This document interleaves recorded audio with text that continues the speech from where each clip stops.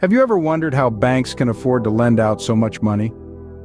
Welcome to the Universal Verse Hub YouTube channel. Please take a second to subscribe to our channel and click the notification bell. Also remember to like, share, and comment. Now let's get into it. It's a question that has intrigued many a curious mind. It's not magic, it's not a trick.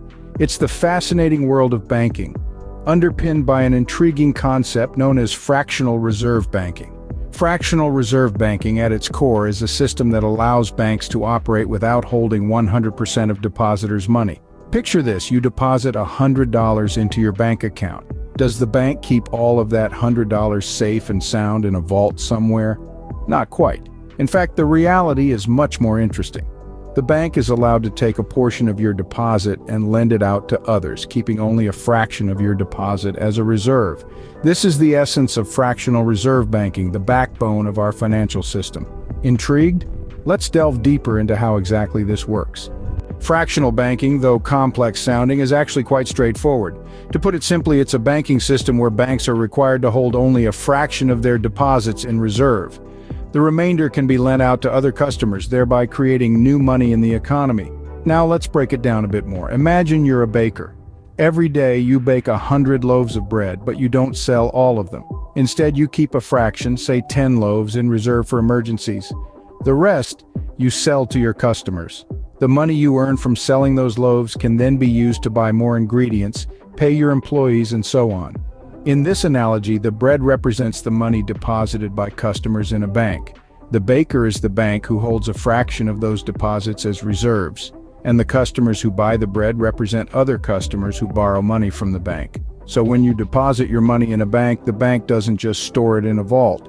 It keeps a fraction of it as reserves and lends the rest to other customers. This way, your money is actively participating in the economy, helping businesses grow and individuals achieve their dreams. However, this also means that at any given time, the bank doesn't have all the deposited money on hand. If all the depositors were to demand their money back at once, the bank wouldn't be able to fulfill this request immediately. This is what's known as a bank run, and it's one of the inherent risks of fractional banking. Regardless, the benefits of fractional banking far outweigh its risks. It allows banks to lend more money than they actually have in deposits, leading to economic growth and prosperity. It's a key component of our modern financial system, enabling businesses to expand, create jobs, and contribute to the economy. So, in essence, your deposit becomes a part of a larger financial cycle. Now that you grasp the basics, let's underline the key aspects of fractional banking. One of the cornerstones of fractional banking is the reserve requirement. This is the minimum amount of deposits that a bank is required to keep on hand. The rest of the deposits can be loaned out, allowing the bank to earn interest. Central banks usually set the reserve requirements, and it's a critical tool for controlling the amount of money in circulation. Next, let's talk about the money multiplier effect. This is the process by which the money supply in an economy is increased through the lending activities of banks. Here's how it works. When a bank loans out money, that money is then deposited in another bank, which can then loan out a portion of that deposit. This cycle continues, creating a snowball effect where the total amount of money in the economy is much larger than the original amount deposited in the bank. Last but definitely not least, we have the creation of new money. This is perhaps the most fascinating aspect of fractional banking. Every time a bank makes a loan, new money is essentially created. This isn't money in the sense of coins and paper bills, but rather numbers on a screen. This is because the money loaned out is more than the actual cash the bank has on hand, thanks to the reserve requirement and the money multiplier effect. All these aspects work together like a well-oiled machine to keep the economy running. The reserve requirement ensures that banks have enough money to meet their obligations. The money multiplier effect helps increase the money supply in the economy, stimulating economic activity. And the creation of new money allows for more loans to be made, which can stimulate further economic growth. These aspects of fractional banking play a crucial role in shaping our economy. They enable banks to provide loans, which fuels business investments and consumer spending.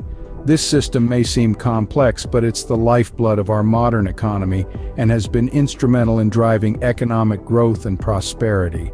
Like all things, fractional banking too has its pros and cons. Let's take a moment to explore both sides of the coin. On the bright side, fractional banking is a powerful tool that fuels economic growth. Here's how. Banks, using the fractional reserve system, keep only a fraction of their deposits as reserves. The rest is loaned out to businesses and individuals. These loans become investments that generate income, create jobs, and stimulate economic activity. In this way, fractional banking is a significant driver of economic progress, but it's not all rainbows and butterflies. Fractional banking does have a dark side. The system inherently carries the risk of bank runs. Remember, banks lend out more money than they actually have. If too many depositors demand their money at once, a bank could be in hot water.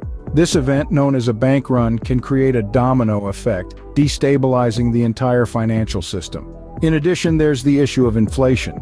When banks create money by extending loans, they effectively increase the money supply. If this growth outpaces economic output, it can lead to inflation, diminishing the value of money.